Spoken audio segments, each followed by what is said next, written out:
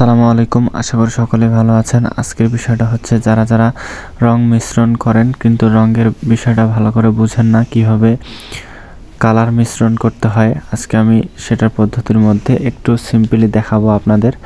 তো এটা হচ্ছে আমার সাইডে যে বোতলটা দেখতে পাচ্ছেন সেটা হচ্ছে লিকুইড, আর এটা হচ্ছে বড় যে ঢাকনাটা হচ্ছে সেটা হচ্ছে ওয়েদার কোটের মধ্যে আমি লিকুইড মাখিয়ে নিলাম। নেওয়ার পর দেখি গোলাপিটার মধ্যে লাল হয় কিনা। গাঢ় লাল করার জন্য আমরা লিকুইড মাখাবো। তো লিকুইড মাখিয়ে নিলাম, সম্পূর্ণটা দেওয়ার চেষ্টা করব। সম্পূর্ণটা দিয়ে দিলাম। তো এখন সম্পূর্ণটা দেওয়ার পর দেখুন অনেকটা লাল এসে গেছে।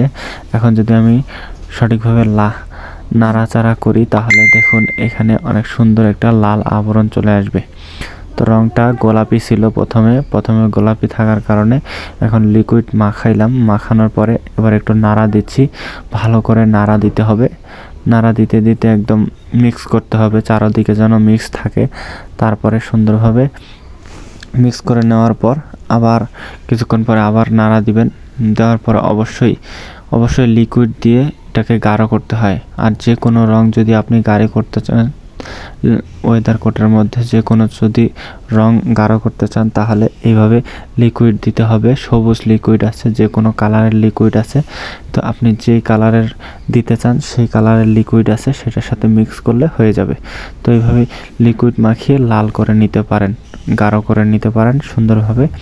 তো এই ছিল ভিডিওটি আমাদের। তো যদি ভিডিওটি ভালো লেগে থাকে অবশ্যই লাইক করে সাবস্ক্রাইব করে রাখবেন এরকম ভালো ভালো ভিডিও পেতে।